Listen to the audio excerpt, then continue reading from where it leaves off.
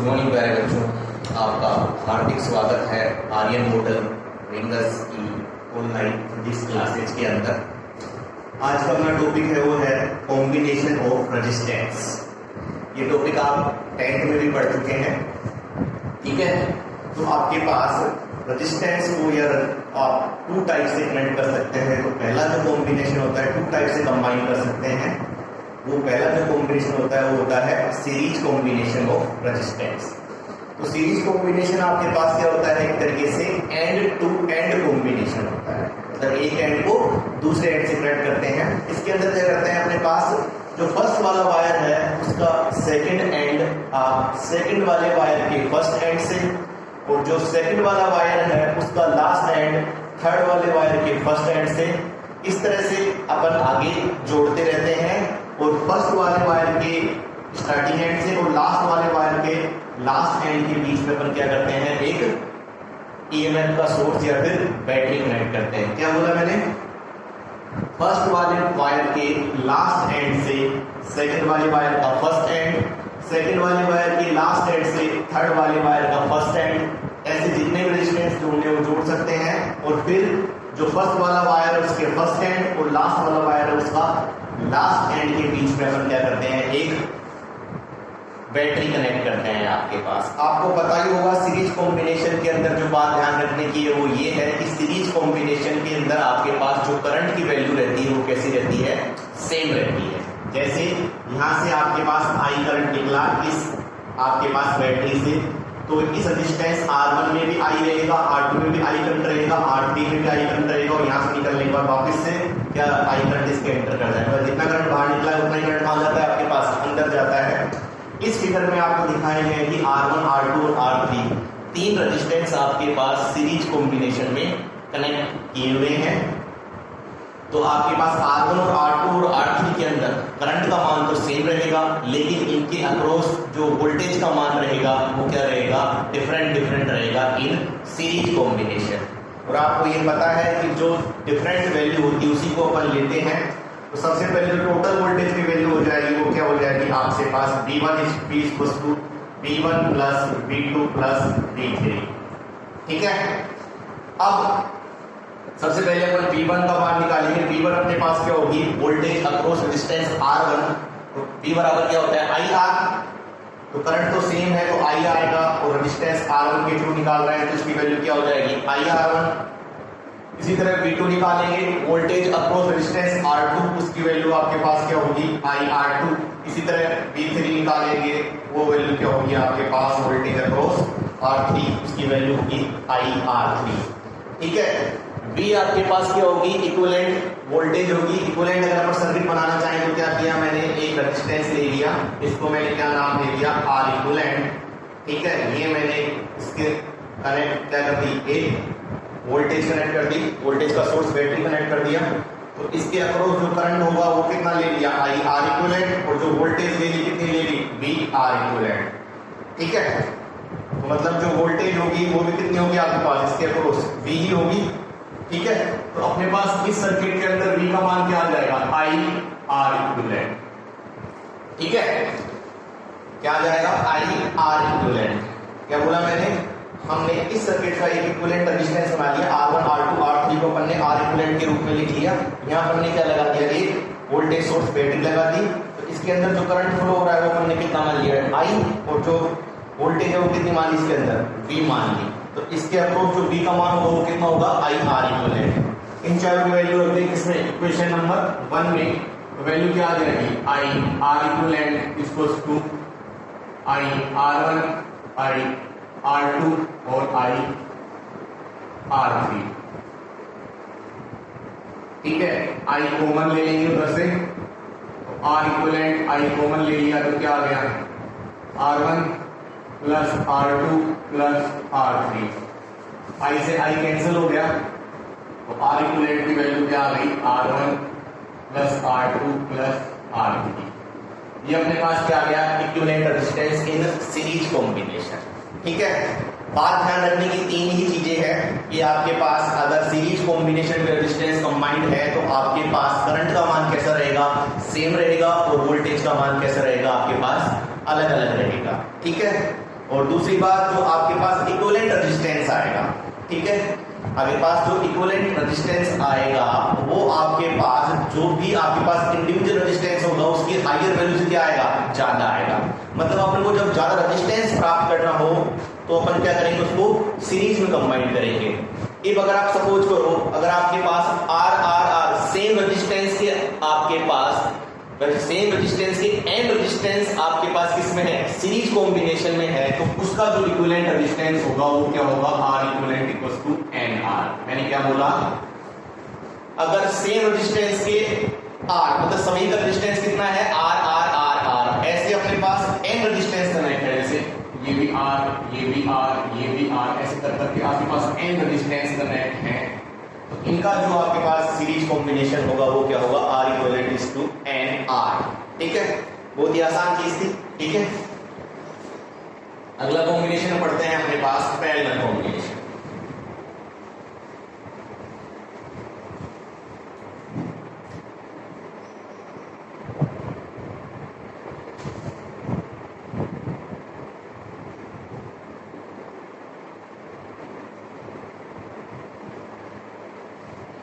Parallel combination में क्या होगा आपके पास, वही आपका सपोज करो हमने तीन रेजिस्टेंस R1 R2 और R3 ले लिया, R1 R2 और R3 ले लिया, तो इन सब का जो स्टार्टिंग एंड होगा या फर्स्ट एंड होगा आपके पास एक कॉमन पॉइंट से, और इनका जो लास्ट एंड होगा वो आपके पास एक दूसरे कॉमन पॉइंट से, ये A ले ले और ये B ले ले, और इन दोनों पॉइंट के बीच में अपन क्या जोड़ देंगे, बैटरी कनेक्ट करते हैं, प्लस माइनस। मैंने क्या बोला, अगर पैरेलल कॉम्बिनेशन होगा तो आपके पास जो ईच रेजिस्टेंस होगा उसका फर्स्ट पॉइंट होगा वो एक कॉमन पॉइंट से, और जो लास्ट पॉइंट होगा वो दूसरे कॉमन पॉइंट से कनेक्ट होगा, और इन दोनों कॉमन पॉइंट के बीच में हम क्या करेंगे, एक बैटरी कनेक्ट करेंगे। दूसरी बात क्या ध्यान रखनी है, अगर पैरेलल कॉम्बिनेशन है तो पैरेलल कॉम्बिनेशन में आपकी सीरीज कॉम्बिनेशन का जस्ट उल्टा, यहाँ आपके पास जो करंट की वैल्यू होगी वो कैसी होगी, डिफरेंट होगी। सब कुछ करो, इस बैटरी से आई करंट निकला, यहाँ आई पहुंचा, तो इस रेजिस्टेंस के करंट अंदर जो फ्लो होगा वो I1 होगा, इसके अंदर जो फ्लो होगा I2 होगा, इसके अंदर जो करंट फ्लो होगा I3, और यहाँ आके वापस से क्या बन जाएगा, वो I बन जाएगा। तीनों रेजिस्टेंस के अक्रॉस जो वोल्टेज होगी वो आपके पास क्या होगी, इक्वल होगी। मैंने क्या बोला, एक बात ध्यान रखनी है कि आपके पास जो करंट होगी वो डिफरेंट होगी पैरेलल कॉम्बिनेशन में, और वोल्टेज होगी वो क्या होगी आपके पास में, इक्वल होगी। ठीक है, जो चीज डिफरेंट होती है उसको लेते हैं अपने पास, क्या लेंगे अपने पास, I equals to I1 plus I2 plus I3, तो I1 current across resistance R1 क्या होगा, B बराबर क्या होता है आपके पास में IR, तो आपके पास I बराबर क्या होगा, V अपॉन, अब आपके पास वोल्टेज तो क्या है समान, तो I1 की वैल्यू क्या होगी, V अपॉन R1, इसी तरह अपन I2 की वैल्यू निकालेंगे तो क्या हो जाएगा, V अपॉन में R2, ठीक है, I3 की वैल्यू निकालेंगे तो क्या हो जाएगा, V अपॉन में R3, और आपके पास सिंपल I की वैल्यू निकालेंगे तो VO क्या हो जाएगी, V अपॉन R इक्विवेलेंट। ठीक है, क्या हो जाएगी, V अपॉन R इक्विवेलेंट, सारी वैल्यू रखते हैं अपने पास, V upon R equivalent equals to V upon R1, V upon R2 और V upon R3। V common ले लेंगे इधर, आप इधर से तो क्या हो जाएगा, 1 अपॉन R1, 1 अपॉन R2 और 1 अपॉन R3।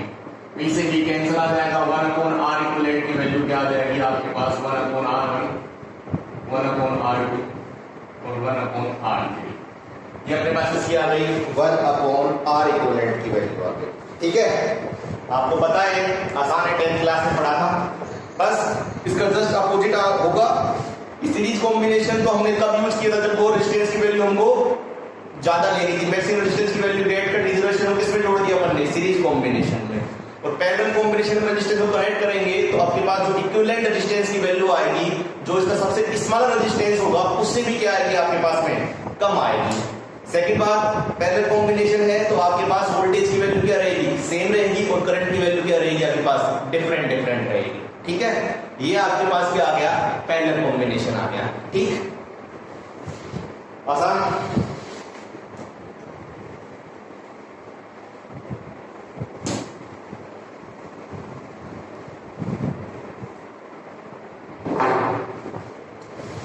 अगला जो टॉपिक है आपके पास वो है इलेक्ट्रिक एनर्जी। ये भी आपने 10th क्लास में पढ़ा है। अब आप इलेक्ट्रिक एनर्जी देखो, इलेक्ट्रिक एनर्जी क्या होगी कि जैसे ही आपको हमेशा पता है कि जो वर्क डन होता है वो किसके रूप में स्टोर होता है, आपके पास में एनर्जी के रूप में स्टोर होता है। तो इलेक्ट्रिक एनर्जी क्या होगी, अगर हम किसी भी सर्किट को क्या करेंगे, एक पोटेंशियल डिफरेंस अप्लाई करेंगे या एक ईएमएफ का सोर्स अप्लाई करेंगे या एक बैटरी कनेक्ट करेंगे उससे। जैसे ही अपन बैटरी कनेक्ट करेंगे तो बैटरी कनेक्ट करने के बाद उसके अंदर आपके पास क्या होता है, करंट फ्लो होता है। होता है नहीं होता है? क्यों होता है करंट फ्लो? क्योंकि जो बैटरी होती है वो क्या करती है, इलेक्ट्रॉनों के क्या कराती है, फ्लो करवाती है एक पर्टिकुलर डायरेक्शन में। आपको मैंने बताया था कि जो बैटरी होगी तो वो क्या करेगी, आपके पास एक पुश और पुल लगाएगी, फोर्स पुश और पुल टाइप का फोर्स लगाएगी। उस फोर्स के कारण इलेक्ट्रॉन आपके पास कहां आएंगे, नेगेटिव एंड से पॉजिटिव एंड की तरफ अट्रैक्ट होंगे। मतलब एक पर्टिकुलर डायरेक्शन में क्या करेंगे, पर्टिकुलर डायरेक्शन में मूवमेंट करेंगे, और एक पर्टिकुलर डायरेक्शन में मूवमेंट करेंगे तो आपके पास मूवमेंट करेंगे और एक मेरे पास पुल और फोर्स लग रहा है, तो कहीं ना कहीं आपका डिस्प्लेसमेंट भी है और कहीं ना कहीं फोर्स भी लग रहा है। तो ये किसके बराबर हो गया, वर्क डन के बराबर हो गया। और यही वर्क डन आपके पास किसके रूप में स्टोर होगा, इलेक्ट्रिक एनर्जी के रूप में स्टोर होगा। कहने का मतलब ये है कि जैसे ही हम किसी सर्किट से एक्सटर्नल बैटरी कनेक्ट करते हैं तो एक्सटर्नल बैटरी कनेक्ट करने के बाद किसी भी सर्किट के अंदर करंट फ्लो करने के लिए जो बैटरी के द्वारा जो एक्सटर्नल वर्क किया जा रहा है वही वर्क आपकी किसके रूप में स्टोर होगा, आपके पास में इलेक्ट्रिक एनर्जी के रूप में स्टोर होगा। क्या बोला मैंने, किसी भी सर्किट में करंट फ्लो करने के लिए हम जो बैटरी कनेक्ट कर रहे हैं उस बैटरी कनेक्ट करने के द्वारा बैटरी के द्वारा करंट फ्लो करने के लिए जो वर्क डन किया जा रहा है वही वर्क डन आपके पास किसके रूप में स्टोर होगा, इलेक्ट्रिक एनर्जी के रूप में स्टोर होगा। इसको दूसरी भाषा में समझ सकते हैं कि जैसे ही हमने बैटरी कनेक्ट की तो बैटरी कनेक्ट की तो इलेक्ट्रॉन कहां आएंगे, प्लस से माइनस की तरफ आएंगे। जैसे अपने पास एक कंडक्टर है, सपोज करो ये कंडक्टर है, ठीक, तो ये वाला एंड क्या बन जाता है, प्लस ये वाला एंड बन जाता है। तो कहीं ना कहीं आपके पास क्या है, इलेक्ट्रॉन है, ठीक है, और कहीं ना कहीं इसके अंदर क्या है, पॉजिटिव भी है, ठीक। अब जैसे ही हमने इसको प्लस माइनस को बैटरी को कनेक्ट किया तो सारे के सारे इलेक्ट्रॉन है वो नेगेटिव से कहां आएंगे, पॉजिटिव की तरफ आएंगे। नेगेटिव से पॉजिटिव की तरफ आएंगे तो कहीं ना कहीं इनके बीच में क्या होगी, आपके पास में नेगेटिव से पॉजिटिव की तरफ आएंगे तो ये कहीं ना कहीं पॉजिटिव आयन से टकराएंगे और पॉजिटिव आयन से कोलाइड होंगे तो पॉजिटिव आयन को अपनी एनर्जी क्या करेंगे, ट्रांसफर करेंगे, और यही एनर्जी अपने पास किसके रूप में होगी, हीट के रूप में कन्वर्ट होगी। इसलिए अपना वायर क्या हो जाता है, गर्म हो जाता है, ठीक है। और यही जो हीट के रूप में एनर्जी है वही अपने पास किसके रूप में है, इलेक्ट्रिक एनर्जी कारण आ रही है। दूसरी बात हम समझ सकते हैं कि जैसे अपने पास ये मूवमेंट कर रहे हैं तो मूवमेंट करने के कारण अपने पास क्या हुआ है, करंट फ्लो हो रहा है। तो करंट फ्लो हो रहा है, तो करंट फ्लो करने के कारण कहीं ना कहीं बैटरी को कुछ ना कुछ वर्क डन करना पड़ रहा है, वही वर्क डन किसके रूप में स्टोर हो रहा है, आपके पास इलेक्ट्रिक एनर्जी के रूप में स्टोर हो रहा है। अब सपोज करो कि आपके पास एक वायर है जिसका रेजिस्टेंस R है ना, क्या बोला, सपोज करो एक वायर है जिसका रेजिस्टेंस R है, उसके अक्रॉस हम एक पोटेंशियल डिफरेंस V अप्लाई करते हैं। क्या करते हैं, पोटेंशियल डिफरेंस V अप्लाई करते हैं, तो उसके अंदर 30 सेकंड के लिए I करंट फ्लो होता है। मैंने क्या बोला, आपके पास एक वायर है जिसका रेजिस्टेंस R है, उस वायर के अक्रॉस मैंने क्या किया, एक पोटेंशियल डिफरेंस V अप्लाई किया, और V अप्लाई करने के कारण उसके अंदर 30 सेकंड के लिए I करंट फ्लो होता है ना, 30 सेकंड के लिए I करंट फ्लो होता है। तो आपके पास कितने चार्ज फ्लो होंगे, चार्ज की वैल्यू कितनी होगी आपके पास, जो चार्ज की वैल्यू होती है वो किसके बराबर होती है, Q इक्वल्स टू IT, इसी के बराबर होगी। मैंने क्या बोला कि ये आपके पास एक वायर है जिसका रेजिस्टेंस आपके पास क्या है, R है। इसके अक्रॉस मैंने जैसे ही एक पोटेंशियल डिफरेंस अप्लाई किया, V वोल्टेज अप्लाई की, तो V वोल्टेज अप्लाई करके इसके अंदर करंट I फ्लो हुआ, कितने सेकंड के लिए, 30 सेकंड के लिए, ठीक है। तो जो इसके अंदर चार्ज की वैल्यू होगी, सर्किट का चार्ज फ्लो होगा वो कितना होगा, Q इक्वल्स टू IT, ये अपन ने पहले ही पढ़ चुके हैं। और जो इस चार्ज को फ्लो करने में जो बैटरी के द्वारा वर्क डन किया जाएगा वो किसके द्वारा होगा, W इक्वल्स टू आपके पास क्या होगा, V इंटू Q होगा। ये आपको ध्यान होगा, V इक्वल्स टू क्या पढ़ा था, W upon Q, W equals to क्या हो जाएगा, V इंटू Q हो जाएगा आपके पास। दोबारा समझे, मैंने क्या बोला, ये अपने पास एक वायर है, इसका रेजिस्टेंस R है। इसके अक्रॉस हमने क्या किया, एक बैटरी कनेक्ट। जैसे बैटरी कनेक्ट की तो अपने अंदर, इसके अंदर आपके पास क्या हुए, करंट फ्लो हुआ, आई करंट फ्लो हुआ। कितने समय के लिए, कितने टाइम के लिए, टी टाइम के लिए। ठीक, अब मैंने क्या बोला कि इस जो सर्किट है, इस सर्किट के अंदर कितना चार्ज फ्लो हुआ, उस चार्ज की वैल्यू निकालने के लिए मैंने फॉर्मूला क्या लगाया, Q इक्वल्स टू IT।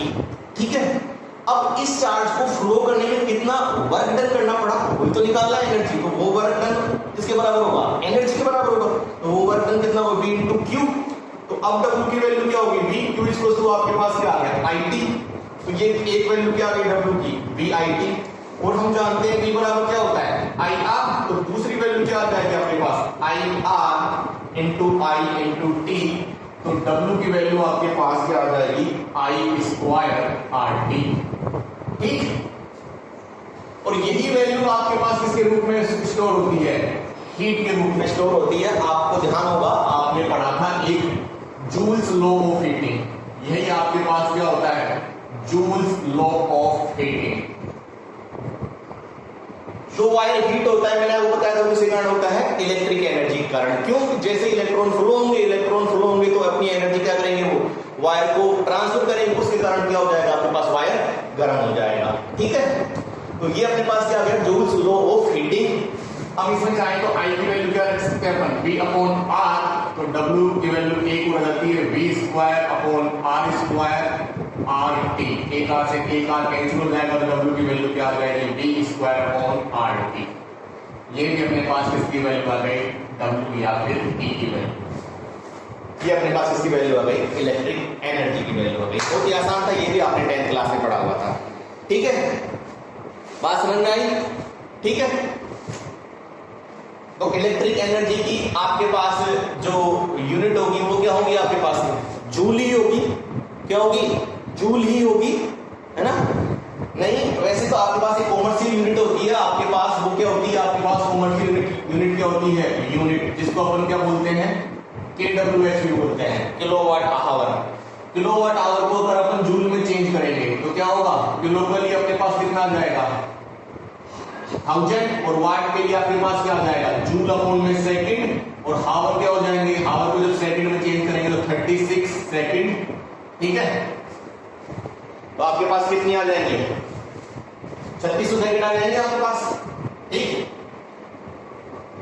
तो ये S से S कट जाएगा, तो KWH की वैल्यू कितनी आती है आपके पास, 1000 इंटू 3600। ठीक है, तो कितनी आ जाती है आपके पास, KWH की वैल्यू आती है 1 2 3 5। तो KWH की वैल्यू आती है 3.6 into 10 to power 6 joule.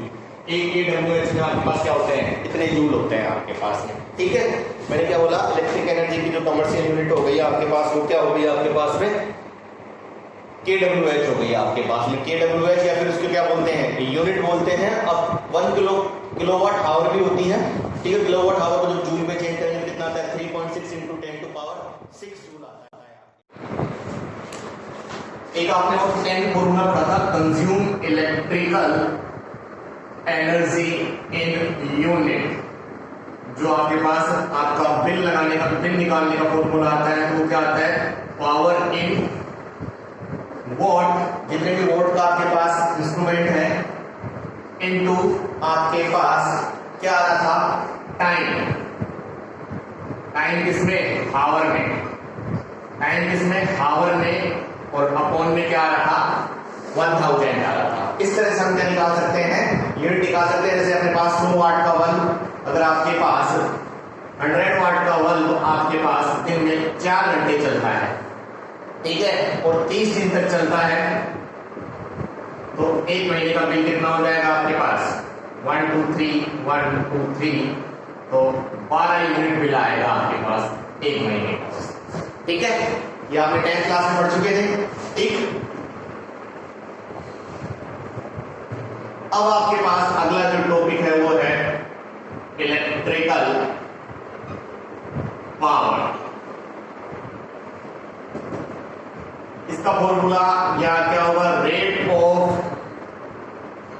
Doing electrical work is called rate of doing electrical work is called electrical power. क्या बोला मैंने? Rate of doing electrical work is called electrical power. Formula क्या होगा आपके पास? P equals to W upon में T। अब आपने पढ़ा था कि W बराबर क्या होता है? V इंटू Q, और Q बराबर क्या होता है? IT। ये वैल्यू रख दो तो P की वैल्यू क्या आ जाएगी? V, और Q की वैल्यू IT अपॉन में T। तो P का एक फॉर्मूला तो क्या आ गया आपके पास में? VI। एक अब हम जानते हैं कि I बराबर क्या होता है आपके पास,